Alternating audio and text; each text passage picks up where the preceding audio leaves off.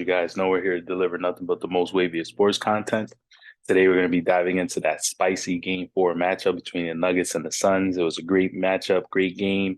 Yesterday we just had great games in general too between Philly and Boston as well. But to dive into that Nuggets and Suns game, the final score was Phoenix 129-124. They outscored Nuggets bench 40-11. So that's a huge plus because that was one of the questions coming into this postseason.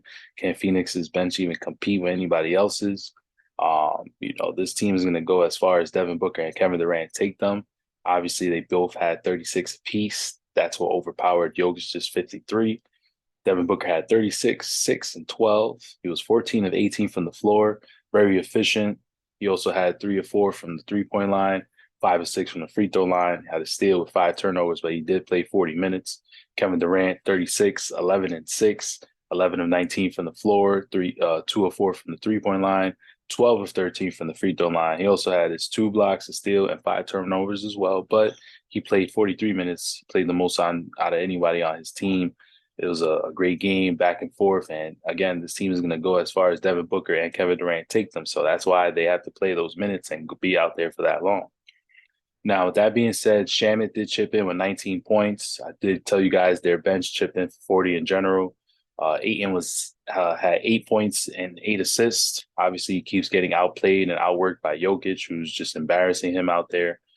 With that being said, Jokic had 53, 4, and 11, 20 of 30 from the floor, 2 of 4 from the three-point line, 11 of 13 from the free throw.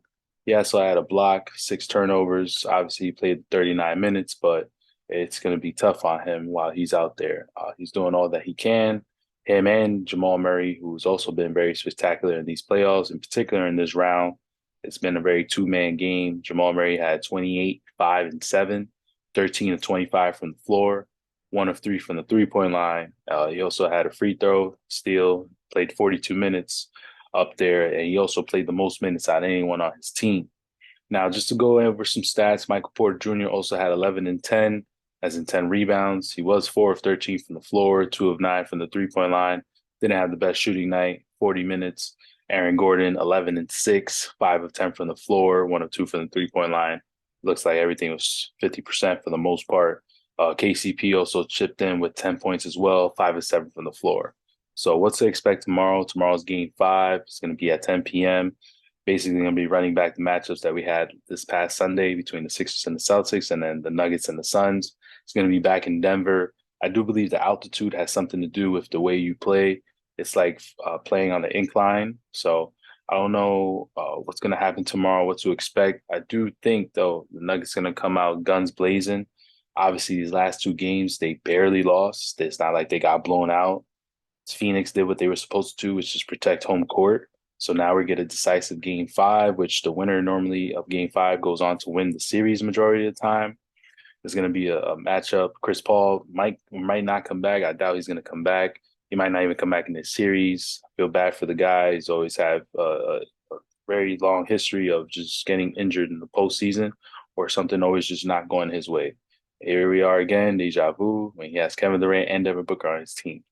So we're going to see what happens in game 5. I think tomorrow the Nuggets do win that game. Originally, the series pretty much had it going like 6, 7 games. It's best out of 3 at the moment, so it's pretty much going in that route. We're going to see how Jokic and Murray respond at home as well as the rest of the Nuggets team. All it takes for this Suns team is one bad game from Devin Booker or Kevin Durant. Once that happens, I think this series will be done, or it will be a big game for the Nuggets to pick up one of those games. I only believe the Suns really won this game. One of the key factors that we can't overlook is that they had 40 bench points to the Nuggets 11. They outscored them by 29, ultimately won the game by 5. They picked their pieces and they picked their battles where they could. Jokic had the 53 and Murray had the 28. Not mistaken, that combines for 81 points. Outweighs and outperforms Devin Booker and KD's 36 apiece at 72. However, it did not get the job done because it's all about a collective effort. So it's going to be very enticing to see what happens in this game 5. I'm going to be putting up a poll, so you guys want to make sure you go vote on that. And with that being said, I want to say I'm very thankful for you guys' support every day. You want to make sure you go like, share, subscribe, and follow. And all we keep wanting doing is delivering nothing but the waviest sports content. We're going to be covering the playoffs. Next up is going to be the matchup between the Knicks and the Heat, and also the Warriors and the Lakers. So you guys want to definitely stay tuned for that. And that's all that we have today for this episode of Splash Road Sports. I hope you guys have a good night.